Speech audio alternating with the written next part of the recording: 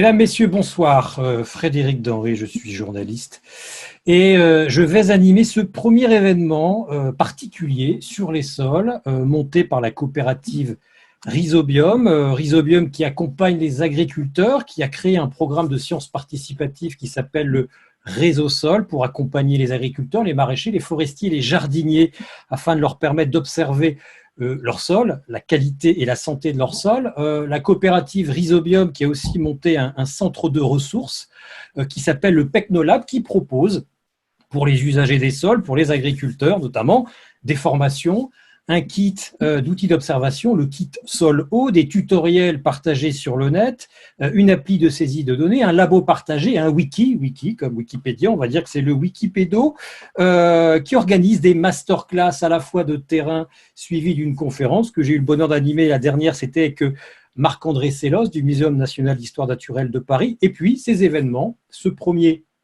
événement qui a lieu maintenant, ce sera donc le premier de toute une série de webinaires, un par mois. La première ici avec une seule personne, ça va durer 20 minutes. Le mois prochain, ce sera avec 3 personnes et ça durera 1 heure et ça durera donc jusqu'en 2021. Des événements qui sont montés à partir des questions que vous proposez et on se charge, nous, de trouver le ou les spécialistes pour y répondre. Le spécialiste que nous avons trouvé aujourd'hui, c'est Michel Brossard. La question, c'est la pédologie.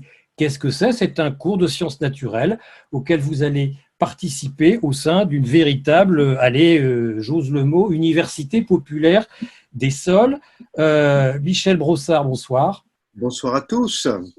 Merci d'être là avec nous. Vous êtes le président de l'Association française pour l'étude du sol. Est-ce que vous pouvez nous en dire quelques mots pour démarrer? Oui, absolument. Donc, moi, je suis chercheur, mais en effet, dans un de nos instituts de recherche, et l'IRD en l'occurrence, et je suis actuellement le président de l'Association française pour l'étude du sol. Alors, c'est un statut juridique d'association, mais il s'agit en fait d'une petite société savante qui est née en 1934, si je ne fais pas d'erreur, qui a commencé à croître, et puis hop, il y a eu une petite interruption, vous vous en doutez bien, au cours de la Seconde Guerre mondiale, et elle a repris son flambeau pour développer la nouvelle science qui était née aux alentours du siècle dernier, qui est la pédologie, la science des sols. Voilà. Alors justement, la pédologie, la science des sols, qu'est-ce que c'est? C'est une discipline de la géologie.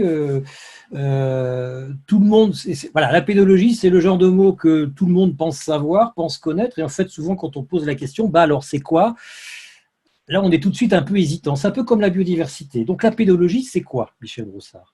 Eh bien, c'est une science en fait, hein, elle s'est structurée justement depuis un siècle maintenant, et elle s'est structurée autour d'un objet qui est le sol. Et l'objectif de cette science, c'est d'en comprendre le fonctionnement, c'est d'en comprendre la formation des sols, leur évolution au cours du temps, bien évidemment, et sur toute la croûte terrestre qui est la partie des surfaces émergées des continents.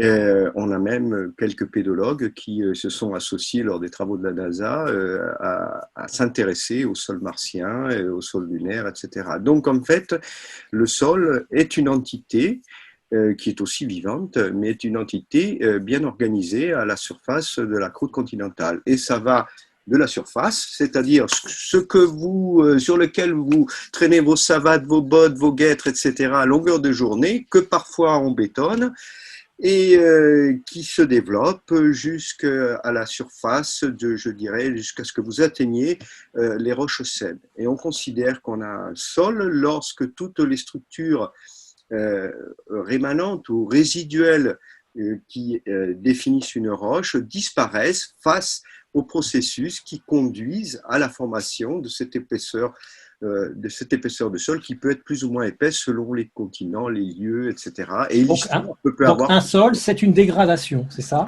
C'est la dégradation de la roche. Un sol est un produit de la dégradation de ce que nous appelons l'altération des roches, et qui est une dégradation qui est physique, chimiques, mais avec le concours aussi des acteurs biologiques qui sont dans le sol, et en particulier non des moindres que sont les racines. D'accord. Est-ce qu'un sol, c'est nécessairement épais, profond? On dit 10, 20, 30 centimètres, 1 mètre. Est-ce que c'est lié à une épaisseur, un sol? Est-ce que c'est épais? Alors non,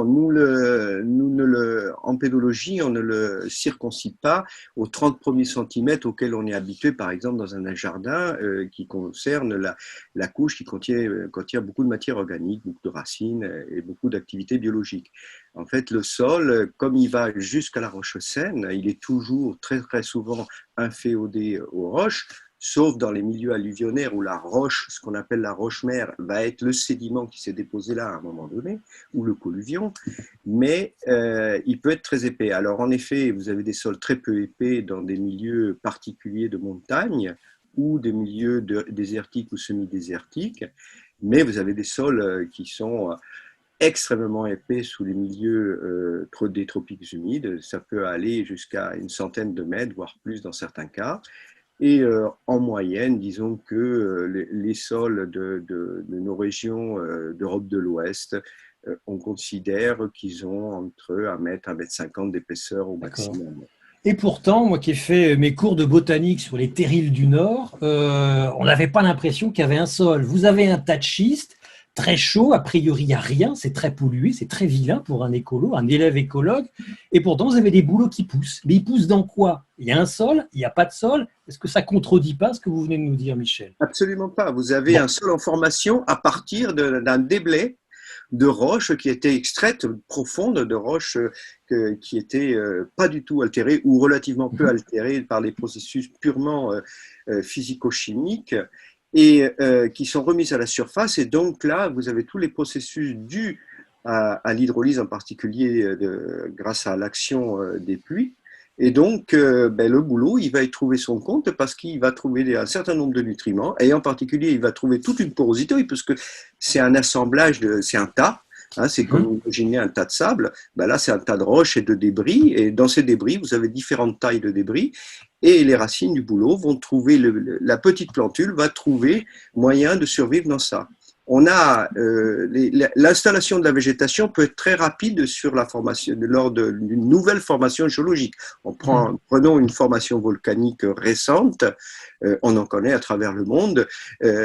S'il y a de l'eau, dans les 2 ou 3 ans, vous allez commencer à voir un certain nombre d'angiospermes qui s'installent. Au préalable, vous aurez eu des mousses et des lichens, mais très rapidement, les angiospermes s'installent. les plantes à fleurs. Les plantes à fleurs, évidemment. D'accord. Donc ça veut dire qu'un sol, pour résumer, c'est le produit de l'altération d'une roche qui aboutit à un agrégat de particules, de grains, c'est ça? C'est défini par sa porosité plus que par sa composition? C'est défini partout, Partout. partout. Donc, je résume. D'abord, c'est une entité en 3 dimensions. On ne va pas prendre ça aux agriculteurs. Ils savent très bien qu'ils ne sont pas sur un truc plat, lisse et homogène. Premier point. Et donc, ces organisations, on va les avoir de la taille la plus fine, c'est-à-dire micrométrique, de la taille des particules d'argile, des particules élémentaires. Vous avez aussi d'autres grains qui ont de la taille des limons, qui sont un peu plus gros, et ensuite vous avez des sables. Et vous pouvez avoir de la pyrrhosité, des restes de roches, des restes de galets, enfin, etc., etc. Et là-dedans, ça s'organise en 3 dimensions. Donc il y a des structures qui se mettent en place, et dans cette structure, eh bien, vous avez 3 entités. Vous avez cette phase solide que je viens de résumer. Vous avez dans une porosité, c'est-à-dire entre les assemblages et entre les structures qui se forment, vous avez des réseaux de galeries, des réseaux de pores, etc. Donc là-dedans circule l'eau, plus ou moins bien, et donc ça définit les critères qui permettent aux plantes ensuite de se retrouver pour avoir de l'eau disponible. Et le 3e élément, c'est que vous avez aussi des gaz, bien évidemment. Vous avez une phase gazeuse dans ce sol. Donc, c'est toute l'originalité, je dirais, de notre objet sol, c'est qu'il se retrouve dans son sein tant les éléments de la croûte terrestre, résiduels de la croûte terrestre, que des éléments qui touchent au cycle de l'eau, comme à celui qui touche au cycle, je dirais, de tout ce qui est atmosphérique. Et donc, ça en fait un enjeu L'interface. extrêmement important On va y dans venir. nos sociétés évoluées modernes. On va y venir. Du coup, comment on définit les sols, comment on les caractérise, comment on les classe? C'est en fonction de la valeur relative entre les argiles, les sables, en fonction de leur granulométrie. Pour vous, Alors, pédologue, non, pour nous, les pédologues, comme tous les naturalistes au début, les naturalistes ont voulu, pour mieux connaître leur objet, ils se sont mis à trier, à essayer de classer. On est dans les périodes d'après-guerre, on est dans le grand boom au niveau international dans différents pays qui ont produit, et la France en faisait partie, des classifications. La classification française à l'époque était surtout basée sur des critères que nous nommons pédogénétiques, c'est-à-dire le fonctionnement tel que l'on observe et on le mesure de ce sol nous donne un critère pour pouvoir le qualifier, le quantifier et aussi le spatialiser, donc produire des cartes de type de sol de ce point de vue-là. Après, on a évolué vers des référentiels plutôt. C'est ce que je dirais qui est un peu plus à la mode actuellement au niveau international et ainsi qu'au niveau français. On a le référentiel pédologique français. Et ces classifications, elles, vont prendre en compte la nature des constituants, leurs propriétés et ensuite comment je dirais, leurs principales caractéristiques qui permettent de définir un certain nombre d'organisations, donc les horizons par exemple, c'est-à-dire les différentes couches qui peuvent caractériser un sol. Et à partir de là, on a des critères de taxonomie, pour parler simplement, donc des critères qui nous permettent de cataloguer l'ensemble de nos sols. La couverture, et donc quand on dépasse, quand on fait en tridimensionnel, quand on voit ça à l'échelle des paysages, nous on appelle on appelle ça la couverture pédologique. Donc ça illustre bien que on est sur un continuum. Vous n'avez pas un sol X ici et à côté un sol Y. Non, vous avez toujours une continuité entre ces éléments qui expliquent aussi les fonctionnements hydrologiques au niveau des paysages ou les fonctionnements des organisations végétales que vous pouvez avoir sur un bassin versant ou sur une succession d'organisations paysagères. d'accord. Question, réponse rapide. Est-ce que par rapport à ce qu'on vient de se dire, on peut créer un sol? Est-ce qu'on peut avoir un sol artificiel? Alors, je vais répondre que oui, puisque on a depuis quelques années, on a introduit une classe particulière d'anthroposols, d'une part, donc des sols issus de l'activité humaine au sens général. On a retrouvé ça dans la taxonomie internationale. Les Américains l'ont pris aussi, les Canadiens aussi, nous les Français aussi. Et on a introduit aussi les technosols. Alors les technosols, c'est un sol construit. Ça part du principe d'un sol construit. On a des collègues qui travaillent bien là-dessus dans le nord et dans l'est, bien évidemment compte tenu du Passé passé, industriel. du passé industriel et minier. Et en effet, on peut construire un sol. On n'a pas résolu tous les problèmes, je vous l'avoue franchement, parce que ça serait trop simple, parce que ça serait trop simple, parce que c'est tellement complexe en termes de fonctionnement qu'on ne peut pas résumer ça en quelques mots. Mais c'est possible, oui. C'est possible. Une fois qu'on s'est dit ça, on voit à peu près maintenant, on voit même clairement ce qu'est un sol et à quoi sert la pédologie, mais à quoi elle peut nous servir concrètement aujourd'hui face aux enjeux qui sont les nôtres. Tout le monde, même le monde politique, a le sol au bout des lèvres. Le sol est devenu un enjeu majeur à la fois pour l'agriculture, à la fois en termes d'aménagement du territoire, parce qu'on se rend compte qu'un sol de qualité éponge les crues, par exemple. En quoi la pédologie est une discipline, oui, stratégique face aux enjeux d'aujourd'hui? Qu'est-ce qu'elle peut apporter à la société, aux élus, aux aménageurs, aux gens qui nous regardent? Qu'est-ce qu'elle nous dit de la société, sur la société d'aujourd'hui, la pédagogie? À quoi elle nous sert?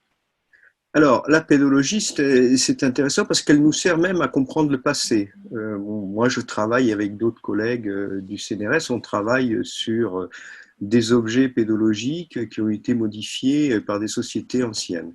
Donc, elle peut renseigner sur le mode dont les gens ont travaillé leur sol ou fait évoluer leur sol. Donc ça, c'est le premier point. Donc en fait, on s'inscrit dans la durée. En pédologie, vous avez toujours la notion du temps, des temps courts, des temps rapides. Et à quoi ça peut servir? Ben, c'est simplement à rappeler et à positionner à chaque fois quel est le rôle de cet objet dans nos milieux, en quoi il est indispensable et en quoi on ne peut pas le galvauder. Parce que nous, si on prend l'Europe de l'Ouest, on est vraiment, la surface de nos pays est finie. On n'a pas des milliers de kilomètres devant nous pour dire la société a la place de s'évoluer, d'évoluer et de s'étendre. Et d'ailleurs, c'en est très frappant. Si vous prenez l'histoire de l'agriculture de l'Europe, vous verrez que toutes les zones urbaines se sont toujours, au départ, formées là où il y avait des bons sols. Il y avait un bourg, mais parce qu'on pouvait se nourrir et donc on pouvait utiliser des sols qui étaient juste nos voisins en quelque sorte. Et donc c'est tout, entre autres, tout le débat sur l'extension des zones urbaines et les imperméabilisations que l'on connaît bien. Donc en réalité, la science pédologique, et donc la science des sols, ou on peut dire la science du sol, apporte des éclairages sur les fonctionnements des milieux et apporte des éclairages aussi visant à leur conservation, puisque je disais que c'est un espace fini et que c'est vrai qu'un coup de bulle, c'est vite passé, mais un sol, il faut du temps pour le former. Ouais, combien de temps il faut justement? Chez vous à Montpellier, par exemple, c'est quoi, 10 000 ans? Alors, chez nous, à Montpellier, bien que les glaciations soient descendues plus ou moins à la lisière d'ici, disons que globalement, pour l'Europe de l'Ouest, on se situe aux alentours de 10-12 000 ans. On met la barrière de la glaciation comme étant l'âge des sols qui sont à l'observation à la surface. Mais bien évidemment, si vous prenez les sols sur lesquels se sont formés dans lesquels se sont formés les bauxites de la Provence, c'est des choses qui ont mis des millénaires à se former. Donc ça, c'est une autre aventure. Mais il y a eu des longues aventures en Europe aussi dans la formation des sols. Sauf que vous avez eu des décapages, vous avez eu des transformations des matériaux suite aux grandes glaciations. J'en reviens à la concrétisation de la pédologie sur le terrain. Est-ce que la pédologie peut aider un agriculteur à, à choisir ses itinéraires? Est-ce que la pédologie peut aider une commune qui refait son document d'urbanisme et de planification à éviter d'urbaniser sur tel sol plutôt qu'un autre? Est-ce que ce sont des outils pratiques d'aménagement du territoire et de mode de production agricole? Est-ce qu'elle a ça en main, la pédologie? S'agissant de l'agriculture, moi je pense que oui, et on a des exemples. C'est pas pour rien que l'école, je dirais, de la science des sols dans notre Institut national agronomique se porte bien, a du boulot et se fait en une étroite relation avec l'agronomie. Donc là-dessus, le sol a toujours été un des focus de la compréhension et de l'amélioration des systèmes de production, bien évidemment. S'agissant de l'urbain, c'est beaucoup plus compliqué parce que c'est là où il nous faut convaincre les élus de la nécessité de la prise en compte où est leur zone urbaine ou éventuellement quand ils ont de la place à urbaniser ou pas et en quoi on doit préserver ou pas préserver. Moi, je dis qu'il n'y a pas de bon sol ou de mauvais sol. Moi, je dis qu'est-ce qu'on en fait, ce qui est complètement différent comme question. Il n'y a pas de bon sol, de mauvais sol. Tout se situe sur qu'est-ce que l'on veut en faire. Et là, ce sont des choix à un moment donné, ou après que l'on l'ait dit au niveau technique, on a des cartes des sols, on a des cartes d'aptitude, on a des cartes d'érosion, enfin plein de choses, de susceptibilité à l'érosion ou à d'autres problèmes. Après, ce sont des choix politiques. Mais par exemple, Michel Brossard, justement, on est en région Occitanie, la présidente de région, la région avec son SRADET a un objectif de zéro artificialisation nette, un objectif de rendre les sols perméables à l'eau. L'agence de l'eau finance plus ou moins ça, rendre les villes perméables à l'eau. De ce point de vue-là, qu'est-ce qu'un bon sol qui peut écrêter les crues, qui peut éviter l'ampleur des inondations? Est-ce que le pédologue a une réponse à fournir? Oui, à tel point qu'à une époque, c'était un peu tombé en désuétude. Ouais. C'était très marrant avec des collègues de l'IRD en particulier, avaient commencé ça avant que ça soit pris en compte ici en France, mais sous les tropiques, il y avait eu un début de pédologie urbaine. et pour les mêmes raisons, c'est-à-dire des problèmes de transfert d'eau, de faire en sorte de maintenir des couvertures pédologiques qui, elles, permettent qui aient une bonne perméabilité et une bonne résorption, je dirais, des flux d'eau qui peuvent Donc c'est quoi? C'est des sols très poreux, donc travaillés par... C'est des sols qui ont des relativement bonnes propriétés en termes de porosité, en effet. Et est-ce que ces sols-là, ces sols qui absorbent l'eau, sont une bonne réponse, tout le monde en parle, au changement climatique? Est-ce qu'ils sont plus résilients face aux augmentations de température parce qu'ils portent peut-être plus de biodiversité, plus de végétaux? Est-ce qu'il y a des sols, du point de vue du pédologue, qui nous permettraient demain de nous adapter plus facilement au changement climatique, dont on voit déjà les conséquences en Occitanie? C'est pas aussi simple que ça, parce que tout va dépendre je dirais des choix macro, en particulier par rapport à l'urbain, puisque le problème de l'urbain, c'est que l'on a imperméabilisé des surfaces. Alors, et souvent dans nos régions, il reste plus de sol dessous, parce qu'en fait on a gratté presque jusqu'à la roche dans beaucoup de cas, où on a remblayé, et donc on a coupé les chemins de l'eau naturels de l'eau. Donc c'est aussi ça. Donc on a cassé les surfaces où l'eau pouvait s'infiltrer, et on a aussi coupé les chemins naturels qui faisaient qu'il y avait des cours d'eau et qu'on a canalisés, etc. Et donc la porosité, le maillage naturel de surface, il a été altéré. C'est ça qui pose les problèmes d'inondation brusque, etc. Bien évidemment. Donc il n'y a pas, par rapport à cette question, je dirais qu'il n'y a pas forcément de bon sol. Le problème, c'est qu'on hérite d'un passé entre guillemets lourd en termes de gestion, et où on a cru qu'on pouvait gérer ça simplement par l'écrêtage des flux d'eau, oui, c'est ça, essentiellement l'écrêtage des flux de pluviométrie. Alors, même question par rapport à l'agriculture, est-ce qu'il y a des bons sols agricoles? Est-ce que dire qu'un sol agricole est meilleur qu'un autre, ça a du sens du point de vue du pédologue? Mais c'est ce que je vous disais tout à l'heure. Je pense que non, tout dépend. Alors c'est sûr que je préfère être si je suis dans une région sèche, je préfère être et que j'ai à produire quelque chose, je préfère être sur un sol qui a une réserve en eau utile un peu plus intéressante. Donc vous évitez plutôt un sol sableux, me posera de sacrés problèmes en termes de disponibilité d'eau et de nutriments pour les plantes. Mais tout ça montre, quand vous analysez un peu historiquement l'humanité, vous voyez que l'homme a été souvent, dans son agriculture, extrêmement résilient et extrêmement adapté en réalité. Donc, non, pas de bon sol ni de mauvais sol, le tout c'est, on est là où on est, il faut faire au mieux pour avoir l'intelligence de ne pas le dégrader. C'est ça le mot, la clé, je dirais, de ça. Néanmoins, Michel Brossard, le pédologue que vous êtes, est-ce qu'il a son mot à dire sur le débat qui naît parfois caricatural entre labour sans labour? Est-ce qu'un sol est meilleur qu'un autre d'un point de vue pédologique parce qu'il est régulièrement retourné, parce qu'il est profondément retourné, ou est-ce qu'un sol juste griffé ou auquel on ne touche pas, finalement c'est mieux? Tout dépend. Est-ce que ça a du sens, cette question? Oui, quand on voit alors c'est marrant. Vous analysez l'histoire quand vous voyez d'où vient le nom labour. Premièrement, le nom labour a été inventé par les Anglais pendant les guerres, tout simplement parce qu'il n'y avait plus de machinerie pour labourer, et puis il n'y avait plus que les femmes au champ. Premier point. Ah oui. Eh ben oui. Donc il n'y avait pas la force de travail, donc pour accompagner les bœufs et les juments et les chevaux, on mettait les femmes. Et il ne restait plus que les femmes, et donc il y avait un problème d'énergie de travail. Donc ça, c'est le premier point. Ça a été largement repris par l'école agronomique brésilienne à partir des années 75 à cause des problèmes monstrueux qu'ils ont eu d'érosion.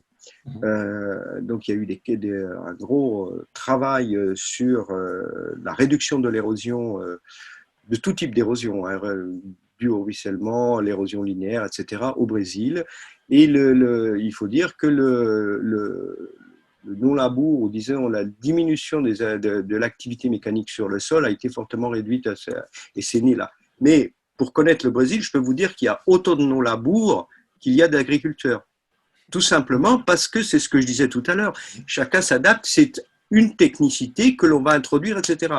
Et j'en connais qui, tous les 5 ans, prennent leur soc et hop, on retourne tout, simplement pour des raisons évidentes d'éviter que tout soit concentré uniquement sur les 5 ou 10 centimètres de surface. Donc en fait, cette question-là, moi je ne rentre pas dans ce débat. Il y a des gens qui arrivent à bien utiliser ça. Par contre, agronomiquement, je sais que nos collègues agronomes alertent aussi sur l'utilisation des produits phytosanitaires pour dessécher la couverture végétale, de genre glyphosate. Donc là, le problème, il est technique, il est autre. Bon, voilà. Alors, Ça retourne. Vous pouvez aborder ce débat sur le non-labo dans un débat de l'ensemble d'une production, des assolements et des rotations. C'est ça qu'il faut penser. C'est pas le non-labo. Voilà. Il y a tellement d'outils, c'est un des outils dont on dispose. Alors, Michel, je sais que vous n'êtes pas agronome, vous êtes pédologue. Néanmoins, quelle est la part des choses entre le taux de matière organique lié à la vie du sol et les qualités intrinsèques du sol en termes pédologiques qui font qu'on peut différencier un sol d'un autre par rapport, par exemple, là, à la question de l'eau? Quelle est la part des choses entre la vie et le minéral? La vie, la porosité. Disons que ce qu'on a, nous, en tant que pédologues, et puis nos copains agronomes aussi, et puis les agriculteurs aussi, notre leitmotiv, c'est de maintenir les niveaux de matière organique aussi bons qu'il soit possible de le faire. Donc ça, c'est le premier point. Tout simplement parce que c'est une histoire de stock aussi d'éléments minéraux. En faisant ça, on maintient aussi une réserve d'éléments qui, à un moment donné, vont se retrouver biodisponibles pour les racines. Donc ça, c'est le premier point. Le deuxième point, c'est qu'on sait que, avec le recul que l'on a sur les travaux sur 70 ans, on sait que la réduction des teneurs en matière organique des sols s'accompagne de pertes d'un certain nombre de propriétés. Alors, ça va dépendre de ce qu'on appelle la texture, c'est-à-dire que les sols sont plus ou moins argileux, plus ou moins limoneux ou sableux, mais on sait aussi que les réductions de matière organique altèrent considérablement l'expression de la porosité des sols et donc des réserves en eau et donc d'infiltration d'eau, etc. Donc en fait, tout est lié et la matière organique est un des constituants du sol et plus on le préserve, mieux on se porte, bien évidemment, au sens global, bien évidemment. D'accord, c'est un mariage heureux entre le vivant et le non-vivant. Alors on voit que le sol, il est devenu plus qu'important, tous les politiques en parlent, il y a un objectif zéro artificialisation nette un peu partout dans les régions qui est inscrit dans la loi de 2016. Il y a même une agence de notation des sols qui est née, donc la pédologie va redevenir une science moderne, voire une science indispensable pour faire de la politique, voire pour gagner de l'argent. Non, vous sentez un renouveau de la pédologie ou du regard sur la pédologie? Non, la pédologie ne se renouvellera pas en faisant de la notation de sol. Parce que, parce que si moi je dis que ce sol il vaut 0, tout de suite on me dit ok, je suis content que tu as touché tant, tu as dit 0, donc on peut bétonner. Le problème il n'est pas là. Le problème il n'est pas là et on ne le résoudra pas de cette façon-là, de toute façon. Je pense que dans ces histoires d'indicateurs et tout ça, on dispose d'indicateurs au niveau national. On a un réseau qui s'appelle, dans le cadre du GIS Sol, du groupement d'intérêt scientifique Sol, on a un joli réseau d'observation et de mesure de la qualité des sols à long terme. J'espère qu'on arrivera à le maintenir et je le souhaite. Il a fêté ses 20 ans il n'y a pas longtemps. Ça fait partie des choses sur lesquelles on travaille à long terme. Mais de là à créer de la spéculation, parce que ce qu'il y a derrière, c'est simplement de la spéculation sur les terres agricoles, tout simplement. C'est pas autre chose. Donc, c'est pas notre rôle et j'espère bien qu'on rentrera pas là-dedans. Très bien. 2 dernières questions. Une posée par une internaute, Sabine Martin. Est-ce que la pédologie et la biologie, la pédologie et l'agronomie travaillent ensemble et systématiquement ensemble? Oui, moi je peux dire que oui, parce que je travaille dans une unité de recherche qui s'appelle Éco et Sol, et c'est un agglomérat d'agronomes, de biologistes, de microbiologistes et de pédologues qui travaillent sur le même objet, sur des terrains communs, etc. Oui, si. En France, en Allemagne, au Canada, il y a pas mal de pays, y compris d'Amérique latine, où la synthèse s'est faite. On a eu un gros boom je dirais, de la partie plus biologique, surtout de la microbiologie des sols, à partir, je dirais, depuis que les instruments de génomique ont pris de l'essor.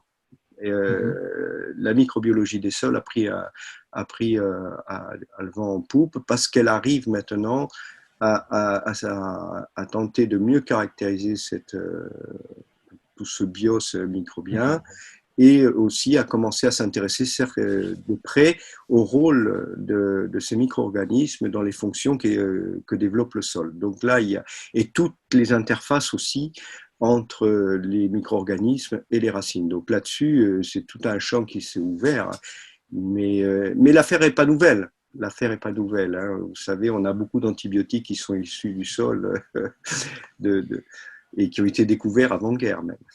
L'affaire n'est pas nouvelle, on va terminer là-dessus. Comme la pédologie, un petit point d'histoire. Qui a créé la pédologie et c'était quand? Disons que le premier formalisme le plus construit, ça a été un Russe qui s'appelait Dokuchaïev, et donc c'était à la fin du siècle dernier.